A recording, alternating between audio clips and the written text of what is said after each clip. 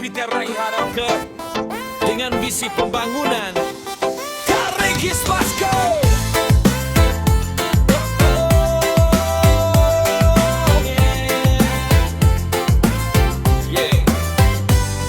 Berkibar semangat membangun daerah, suara inspirasi menggema pasti dari Musi hingga ke pelosok desa.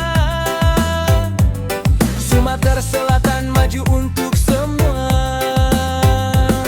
Potensi unggul bersinar terang, investasi tumbuh kian berkembang dengan tekad dan sinergi nyata. Kita wujudkan cita bersama. Top Channel maju melangkah, terintegrasi optimal dan prima, menyuarakan peluang potensi daerah.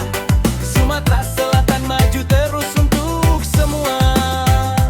Assalamualaikum warahmatullahi wabarakatuh. Halo Sobat Top Channel, dimanapun kalian berada. Masih bersama saya Olga di podcast Top Channel, dipersembahkan oleh Dinas Penanaman Modal dan Pelayanan Terpadu Satu Pintu Provinsi Sumatera Selatan. Nah, pada siang hari ini kita telah kehadiran bintang tamu atau narasumber kita, yaitu Bapak Angga Madi Utomo. Beliau merupakan Kepala Kantor Layanan Terpadu BSN Sumatera Selatan atau Badan Standarisasi Nasional. Langsung saja kita sapa Bapak Angga.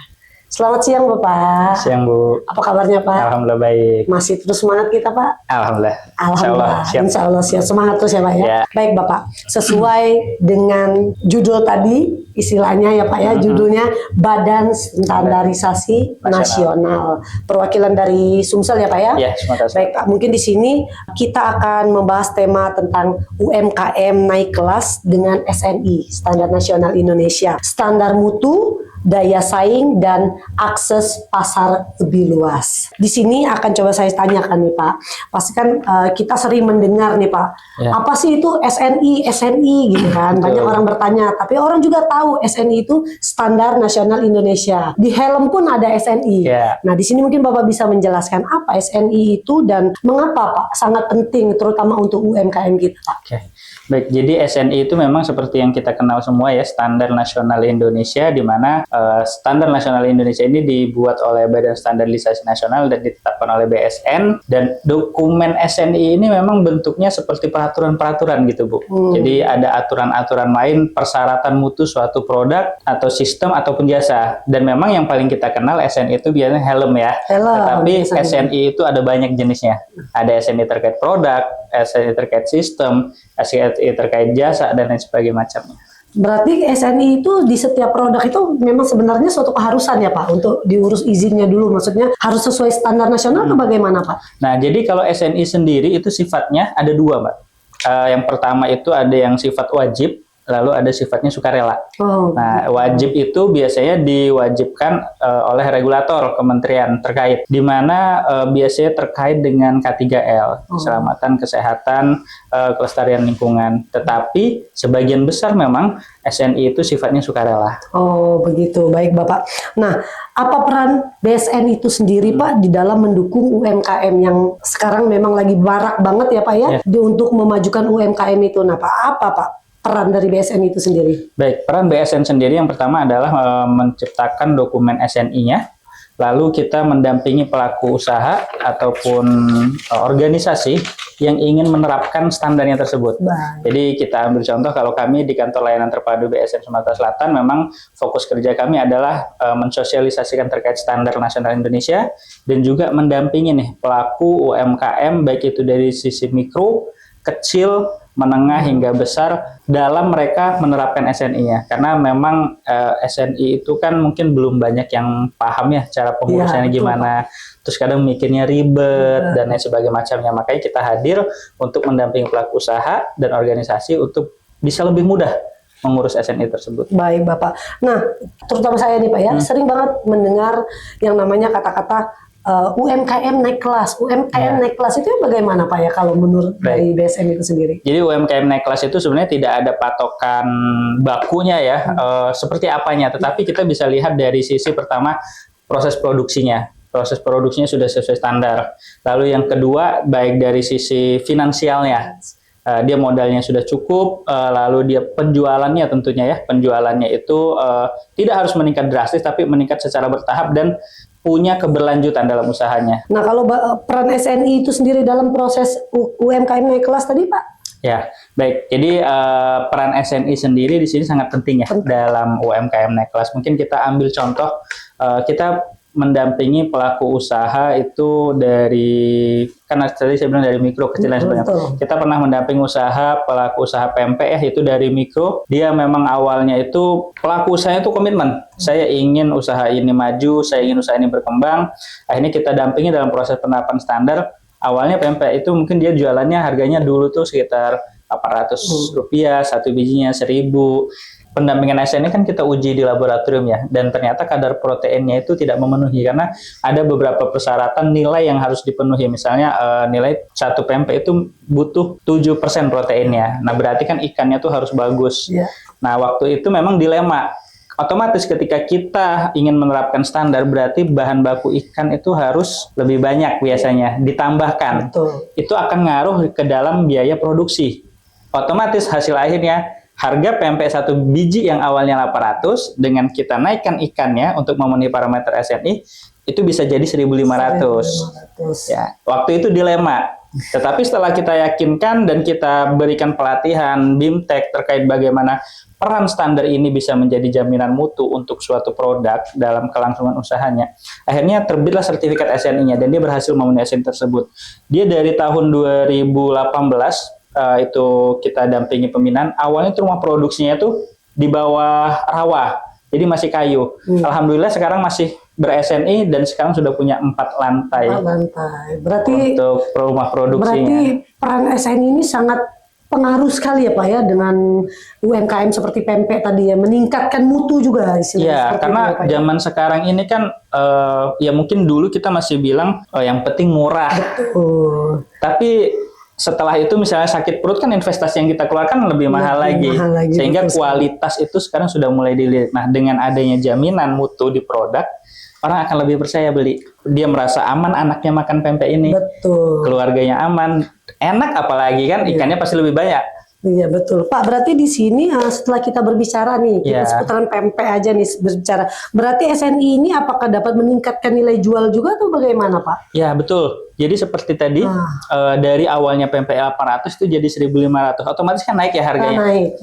Pasti dari sisi perhitungan biaya produksi dan harga jual pasti ada keuntungan di situ. Ya. Keuntungannya pun bisa naik juga. Dalam artinya seperti ini. Kita sebagai pelaku UMKM itu memang harus palu gada ya nyebutnya ya. Apa yang lu mau gua ada. Lu maunya pempek yang murah, oke ada, tapi mutunya tidak terjamin. Lu mau yang pempek yang bagus, yang kualitas terjamin, enak, saya ada. Harga segini. Karena masyarakat kita sendiri itu taraf konsumennya ya, itu tuh dari yang bawah, menengah sampai tinggi. Ya kita lah sendiri punya baju yang harganya 100.000 dapat 3 misalnya. Tapi kan kita juga punya baju yang satunya 500.000. Sehingga pasar akan selalu ada. Berarti bisa menjadi perbandingan juga ya Pak. Betul sekali. Baik Bapak, selanjutnya bagaimana tahapan mendapatkan sertifikat SNI itu Pak? Baik, untuk tahapan mendapatkan sertifikat SNI memang yang harus pertama dilakukan adalah persiapan. Persiapan ini adalah memenuhi standar mutu produksinya, lalu membuat sistem produksi. Nah, saya ingin sedikit bercerita terkait sistem produksi ini. Kebanyakan pelaku UMKM kita itu tidak memiliki sistem produksi yang permanen. Dalam artian ilmu atau sistem di UMKM kita itu menempel di satu orang. Misalnya biasanya di ownernya. Kalau ownernya kenapa-kenapa, mohon maaf misalnya sudah tidak bisa melanjutkan, otomatis usahanya tutup. Beda dengan usaha yang sudah tersistem. Siapapun orang yang masuk, usaha akan tetap jalan karena orang yang akan nempel di sistemnya. Nah, itulah yang harus disiapkan sistem produksinya sehingga usahanya bisa berkelanjutan. Lalu setelah itu didaftarkan sertifikasi ke lembaga sertifikasi yang terakreditasi oleh KAN. Nah, nanti akan diaudit oleh tim lembaga sertifikasi, diambil sampel produknya jika itu SNI produk, diuji di lab dan lolos, baru nanti akan diterbitkan SNI-nya. Baik Bapak. Nah di sini Pak masih menyangkut UMKM. Apakah prosesnya ini sulit atau gimana Pak untuk bagi UMKM? Ya, untuk bagi UMKM sebenarnya prosesnya itu tidak sulit karena memang mungkin ketidaktahuan ya. Ketidaktahuan itu pasti membuat kita merasa sulit dan takut. Tetapi jika sudah tahu dan mungkin nanti ada potensi bisa kita dampingi bersama dengan DPM PTSP Sumatera Selatan untuk mendapatkan sertifikasi SNI itu nggak terlalu susah. Itu sangat-sangat mudah. Mungkin ada sedikit caranya Pak, bagaimana? Boleh. Sedikit aja dikasih bocoran. Mungkin Sobat Top Channel makin penasaran nih, yang ada usaha pempek yang cerita-cerita masalah pempek, mungkin bisa dibocorin dikit Pak caranya. Boleh. Untuk bisa mendapatkan bimbingan sertifikasi SNI ya, itu nanti bisa berkunjung ke kantor kami atau bisa juga berkunjung ke kantor DPM PTSP. Nanti kita akan kurasi, akan kita lihat dan kita dampingi tentunya siapapun pelaku usaha yang ingin naik kelas, yang terutama yang penting komitmen dalam menerapkan standar dalam usahanya. Nah, Sobat Top Channel juga penasaran apakah mahal Pak biayanya atau bagaimana nih? Ya, jadi kalau untuk biaya SNI sendiri sebenarnya relatif terjangkau ya, dan memang ada biayanya, tetapi di sini kami ada program fasilitasi SNI secara gratis. Sehingga nanti Bapak Ibu pelaku usaha yang memang berkomitmen dan terpilih dari lolos kurasi itu akan kita fasilitasi secara gratis untuk sertifikasi SNI-nya. Dan tentunya SNI ini kan tidak selamanya ya, Betul. maksudnya dapat sekali terus untuk seumur hidup. Enggak. Karena harusnya ada jaminan mutu dan itu akan selalu dilakukan audit setiap tahunnya. Nah, kami memberikan fasilitasi selama 4 tahun. 4 tahun. Ya, setelah itu perpanjang mandiri. Tetapi kan saya selalu bilang kayak pempek tadi ya. Ya, satu pempek dinaikin 100 perak misalnya untuk tabungan sertifikasi SNI di 4 tahun kemudian itu sangat-sangat lebih dari cukup. Karena pelaku usaha pun sendiri harus bisa mandiri dan dari pemerintah juga pasti akan bisa membagikan fasilitasi ini kepada lebih banyak UMKM lain. Nah, baik Bapak, dari BSN ini mungkin pasti mempunyai sinergi dengan pemerintah.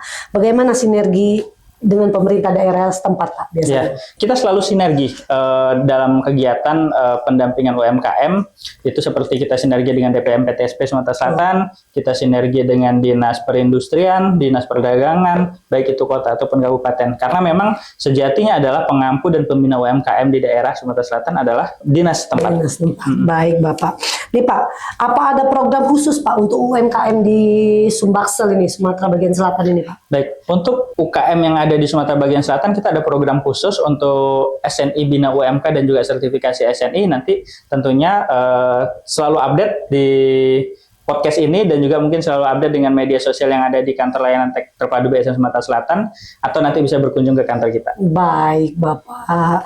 Nah, pertanyaan nih makin siang makin enak nih kayaknya denger Bapak cerita. Pasti Sobat Top Channel mau aja di depan komputer untuk nyaksin podcast ini Pak. Sambil nyemil ya. Iya, sambil nyemil pempek ya Pak ya. Pempek yang ber-SNI pempek yang ber-SNI tapi ingat pempek yang ber-SNI pasti lebih enak ya Pak ya. Betul. Nah Pak, terakhir Pak, mungkin Bapak bisa menjelaskan apa tantangan terbesar UMKM dalam menerapkan SNI ini Pak? Ya, sebenarnya tantangan terbesarnya adalah kemauan ya, kemauan dan komitmen. Karena bagaimana kita bisa mengalokasikan tenaga, mengalokasikan sumber daya, termasuk juga mengalokasikan keuangan. Seperti contoh kalau misalnya UKM yang berstandar itu kan dapur produksinya harus hygiene ya. Untuk memperbaiki dapur itu kan investasi untuk masa depannya usaha tersebut. Kebanyakan memang pelaku UMKM dapat untung habisin, Nah, tantangan terbesar adalah komitmen dan kemauan. Jika pelaku usaha berkomitmen dan berkemauan keras untuk menerapkan standar, jalannya pasti ada dan nanti pendampingan juga pasti akan selalu kita dampingin. Baik. Nah, Sobat Top Channel, itu tadi penjelasan dari Bapak Angga Madi Utomo selaku Kepala Kantor Layanan Terpadu BSN Sumatera Selatan Badan Standarisasi Nasional. Jika Sobat semua penasaran nih, mungkin ada usaha pempek tadi, pengen dibuat supaya jadi SNI, mungkin Sobat Top Channel bisa add dulu Instagram kami di dpm.ptsp.sumsel. Ada TikToknya juga, ada Facebooknya juga. Bisa DM ke sana, akan dijawab oleh admin tentang seputaran perizinan. Begitu juga bertanya tentang SNI tadi. Sekali lagi saya mengucapkan banyak terima kasih atas perhatiannya. Saya Olga dan Bapak Angga Madi Utomo. Banyak terima kasih ya Pak ya. Akhir kata saya ucapkan wassalamualaikum warahmatullahi wabarakatuh. Waalaikumsalam warahmatullahi wabarakatuh.